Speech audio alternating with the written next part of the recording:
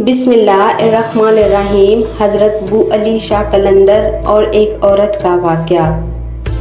ایک مرتبہ ایک دہی بیچنے والی عورت سر پر دہی کی ٹھلیاں لے کر حضرت بو علی شاہ قلندر رحمۃ اللہ علیہ کے پاس سے گزر رہی تھی۔ حضرت بو علی شاہ قلندر نے اسے روک کر دریافت کیا، دہی بیچو گی؟ عورت نے ٹھہر کر جواب دیا، دہی بیچنے کے لیے ہی تو بوجھ اٹھائے پھر رہی ہوں۔ میاں جی، دہی قیمتی ہے، تم اسے خرید بھی پاؤ گے؟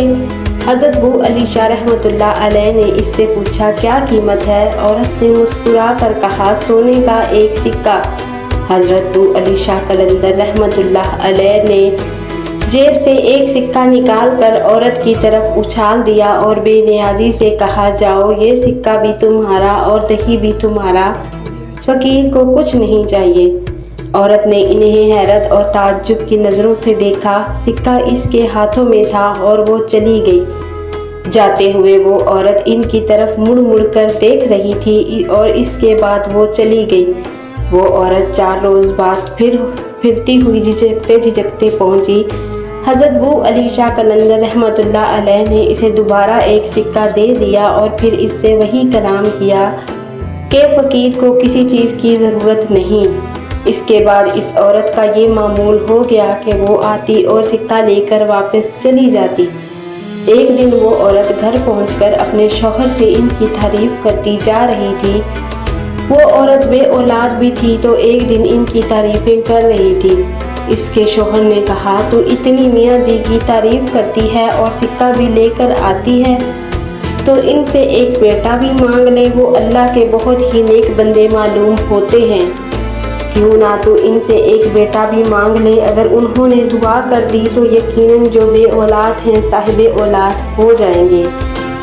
دوسرے روز عورت نے حضرت بو علی شاہ قلندر رحمۃ اللہ علیہ کے پاس پہنچ کر بیٹی کی تمنا ظاہر کی اور اس سلسلے میں ان سے دعا کی درخواست کی۔ حضرت بو علی شاہ قلندر رحمۃ اللہ علیہ نے اس سے کہا، جاؤ، اپنے محلے میں اعلان کروا دو کہ جس کے ہاں اولاد نہیں ہوتی وہ یہاں آئے، ہم ان کے لیے دعا کریں گے کہ اللہ تعالیٰ انہیں نیک اور صالح اولاد عطا فرمائے۔ عورت واپس چلی گئی۔ اس نے گاؤں میں جا کر اعلان کروا دیا۔ تیسرے روز وہ سبھی عورتوں کو لے کر حضرت بو علی شاہ قلندر کے پاس پہنچی۔ حضرت بو علی شاہ قلندر رحمۃ اللہ علیہ نے پان کی ایک گلوری کے ٹکڑے کیے اور ایک ایک ٹکڑا تمام عورتوں کو کھلا دیا۔ ایک عورت کو چھوڑ کر ساری عورتوں نے پان کھایا۔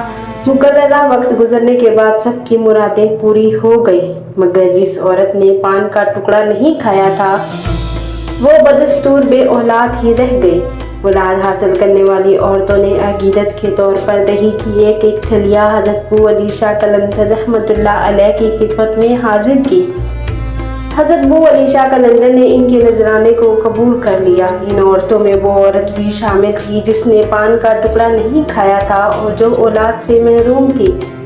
وہ بہت غمگین اور پریشان کھڑی تھی۔ حضرت بو علی قلندر نے اس سے پوچھا، تم غمگین کیوں ہو؟ اس نے سارا ماجرا کہہ سنایا۔ کہنے لگی کہ آپ کا دیا ہوا پان منہ میں رکھنے کی بجائے میں ایک پتھر کے نیچے رکھ کر آ گئی تھی۔ حضرت بو علی شاہ قلندر رحمۃ اللہ علیہ نے اس سے فرمایا، اس میں غمگین ہونے کی کیا بات ہے؟ اللہ تعالیٰ تیری بھی مراد پوری کر دے گا۔ اس کے بعد ساری عورتیں چلی گئیں اور آپ کی زبان سے دعا نکلی کہ اللہ تعالیٰ تیری بھی مراد پوری کر دے۔